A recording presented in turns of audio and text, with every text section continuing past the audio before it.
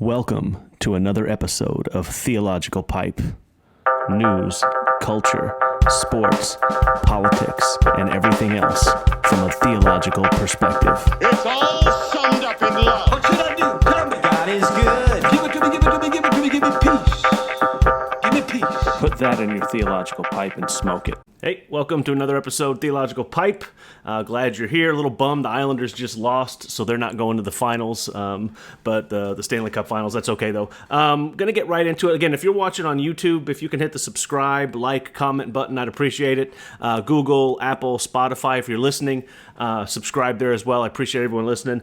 Gonna kind of talk, this is Theological Pipe, and I try to discuss all kinds of topics, sports and politics and culture, and there's a lot of stuff going on, and there'll be plenty of time to discuss politics. There'll be plenty of time to discuss how politics has invaded sports and invaded culture, and it's kind of a shame. But I wanted to talk a little bit about God and about theology and about the thing that separates Christianity from every other major religion, and just kind of dive into that. There's something I want to read from one of my favorite authors. What differentiates Christianity from all other religions, all other major religions, and I've taken Eastern philosophy, Western religions, studied different type of religion stuff. All the other religions are man's attempt to reach to God. You have to go through these steps, or you have to walk through this certain path.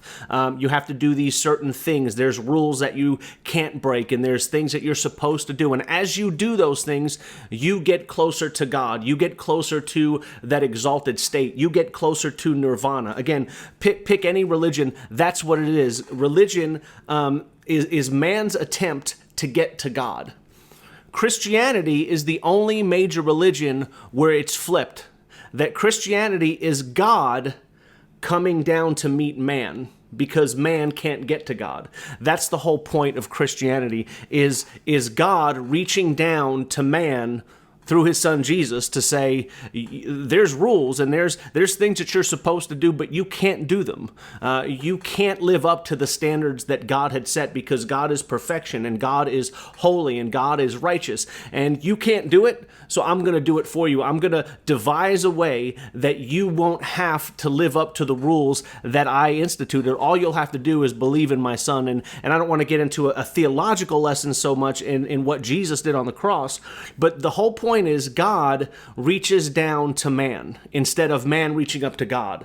All of religion is man attempting to know God, to get to God, to see God, to be more like God, to get to that exalted place, to get to paradise, to get to Elysium, to get to whatever the exalted place where you just reached the end.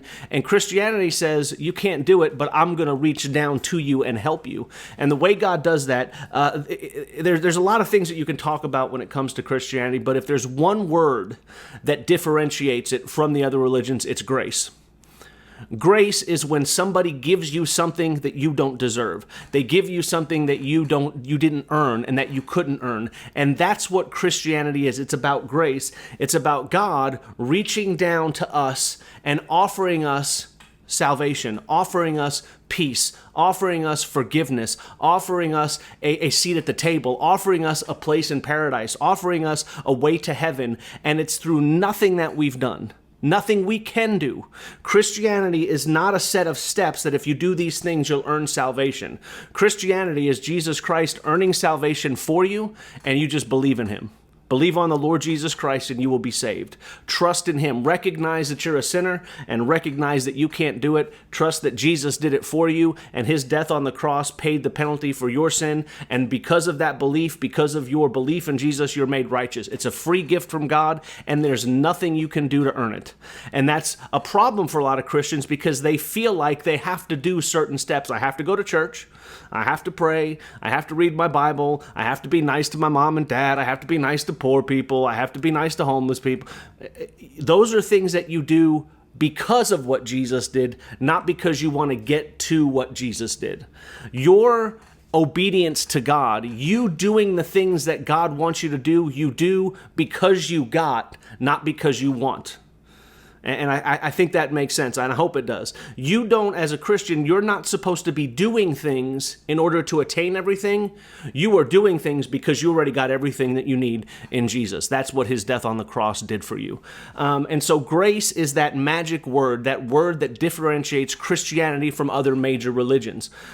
It's mankind recognizing, hey, I can't do it right, but God gave me a path to be righteous and to be holy, and now I'm going to go do things, and it sets me free to not be in bondage, to not be enslaved by this mentality where I'm doing a checklist. I prayed today.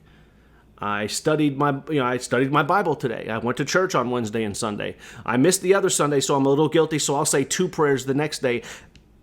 Christianity and grace frees you from that. And the thing that Christians and believers are supposed to do because of that, they're then in turn to show grace to the world, to other people. People that you agree with, people that you disagree with. The grace that God showed you, that's the grace that we're supposed to show the world. We're to love and to show grace and mercy, and everything that we do, we're doing because we've already gotten everything we need from God through Jesus.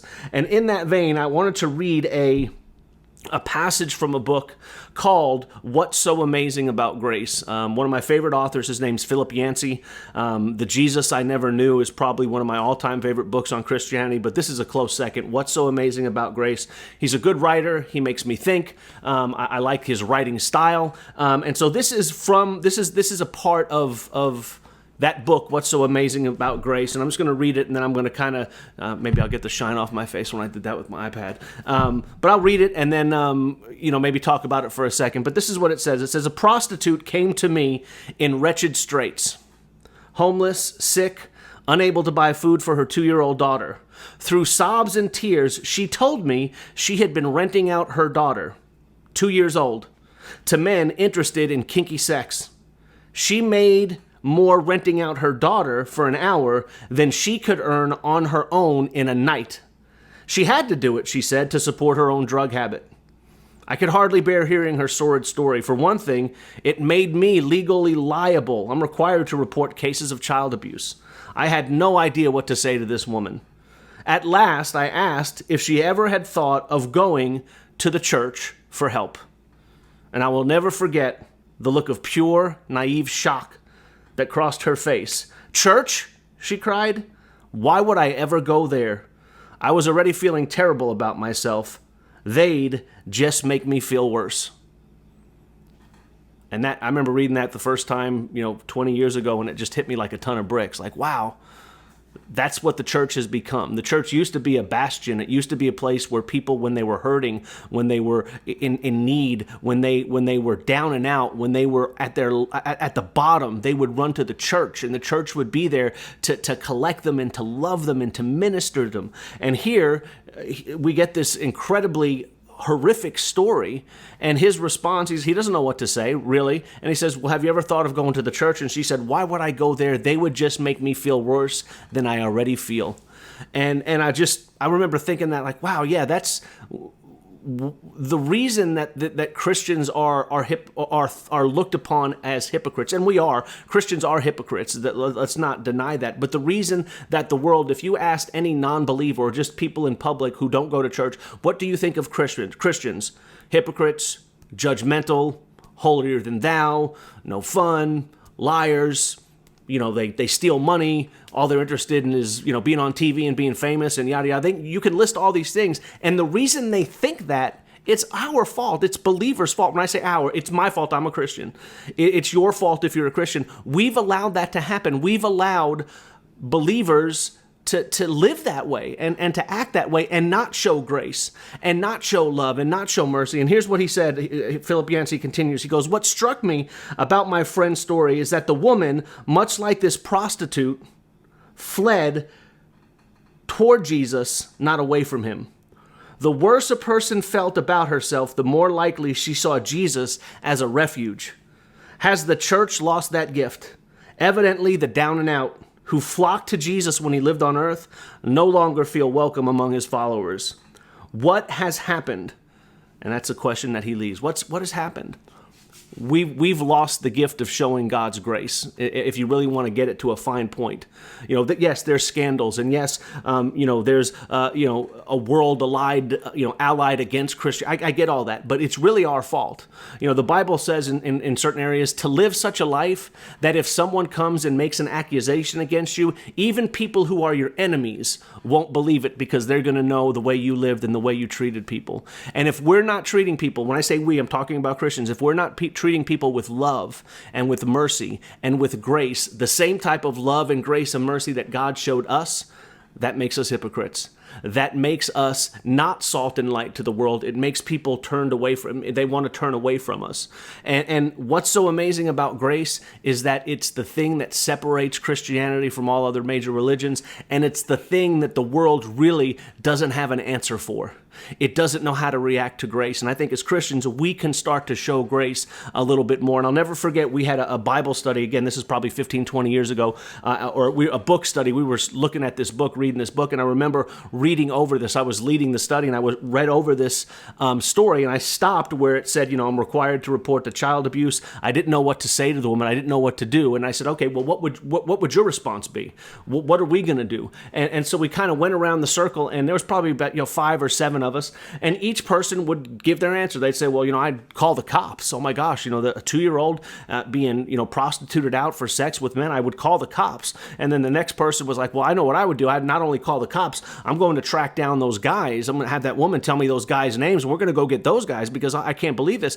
And every one of us, it was about justice, and it was about revenge, and it was about and I'm not saying, though, in that case there's not a righteous anger that's there. Of course there is. But we get to the last guy, an older guy, and he said, well, the first thing I would do is ask this woman if her and her daughter had a place to stay. And you could have heard a pin drop. Everyone's like, oh my gosh. In our quest, in our desire for revenge and justice, we forgot about this woman and this child. And it said here, church, why would I go there? They'd already make me feel worse about myself than I already do.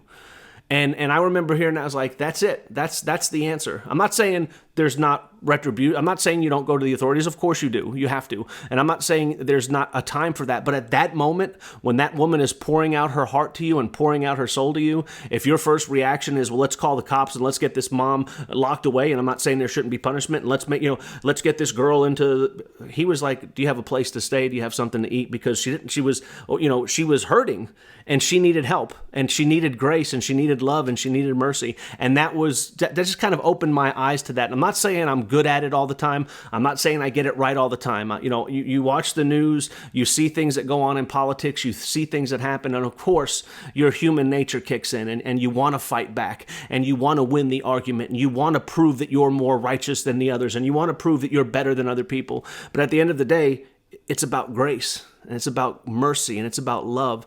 And I always remember this story. I always remember this book, and I always remember that word grace, that one word grace, that really just disarms the world. It really changes people's hearts. When you show people grace, which is something that you give them when they don't deserve it, and you're not expecting anything in return. It's just a free gift. And I think that's something to think about. Again, I always bring back, especially in these days and age, this day and age, and especially with what we're going through with COVID and with the election and with, riots and with protests and with different people having different ideas about things. And it's a shame that we're allowing our beliefs to define us and not who we are to define us. I don't want to be an independent.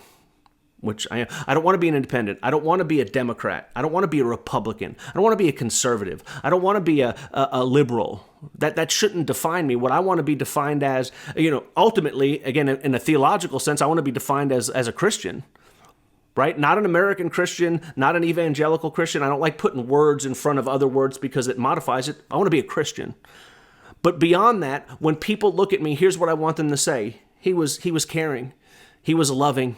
He was always there to help people. He was loyal. He was friendly. He was funny.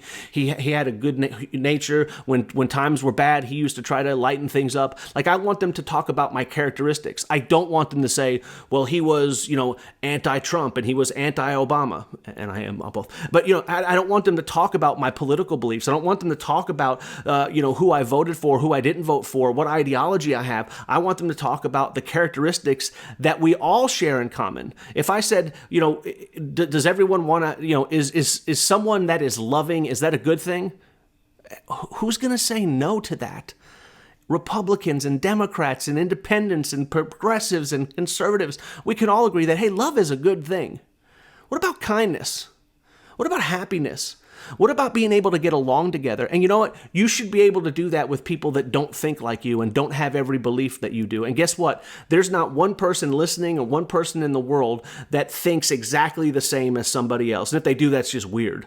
Right? You have friends and you have family members and you have people you come in contact with and that you work with that you have different beliefs than. And so what if you do?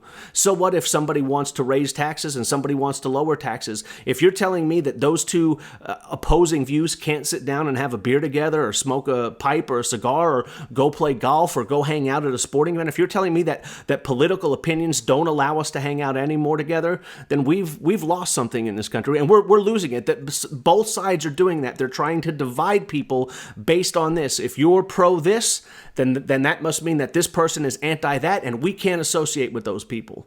Now, there are extremes way out on the other side, but they're few and far between. The extremes are extremes for a reason. There's so many people here in the middle, and what they're doing is they're trying to make that divide bigger and bigger to divide us, because when we're divided, it's easier to control us. It's easier to manipulate us, and that's the press, and that's politicians, and that's those people in power, because power corrupts and they want to stay in power. Don't let them do that. Be friends. If you can't be friend, if you're a conservative and you can't be friend with a Democrat, check your heart. If you're a Democrat and you think every Trump supporter is a racist, bigot, Nazi, then you need to check your heart, because neither one of those scenarios is true. There's good people on both sides that have good hearts. Find that good in each other. And you know what? Show people grace when there's a difference of opinion.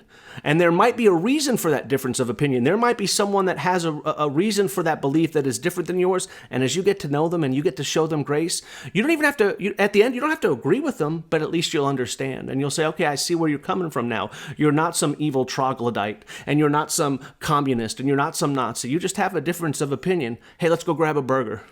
Right? Let's go. I don't even know what people do anymore. We don't do anything. We sit at our house, but let's go do something together. Let's hang out. And again, show people grace. Even if you're not a Christian. If you're a Christian, grace should be like at the top of your characteristic. You show people grace. And for a lot of us, it's not, and I'm including myself in there, and we need to work on that. And that could be you put that in your theological pipe and smoke it. Are you showing grace? Even in this day and age, even at this time, even as the election gets closer, are you showing grace? That should be the characteristics that people know you by, is grace and love and peace and mercy, because you're a believer. You're a child of God if you're a Christian. But even if you're not, show grace to people. We can get through this together. And here's what's going to happen, and I hope we work towards this. I hope we don't keep getting divided. When the election's over, the sun's still going to rise the next day. And the majority of people are going to get up and they're going to go to work. Hopefully, they still have a job. Hopefully COVID's getting under control. They're going to get up, they're going to go to work, they're going to hang out with their friends, their family, and they're going to get about their business. Every election is not the most important election in the world, right? And if you're a believer, you understand that God has it in control anyway, so you don't really need to get that bent out of shape. But I don't want to get too deep into this. Philip Yancey, What's So Amazing About Grace? If you haven't read the book, man, look it up. It's great. Again, if you're a believer, grace. Show grace to people. Even as you argue or complain or debate about things, remember grace. Show grace, because in the end, at some point, people are going to want to need some place to run and some place to turn to. And as Christians, we want them to come to us because we have the answer. And if we're hypocrites, if we're angry, if we're fighting all the time, if we're posting only political stuff on Facebook or Twitter, and we're only concerned about, being right and winning the argument, then why would they come to us in the first place? We know what we have. We need to show that we have them. So, put that in your theological pipe and smoke it. Show some grace, and we'll see you next time. Have a good one.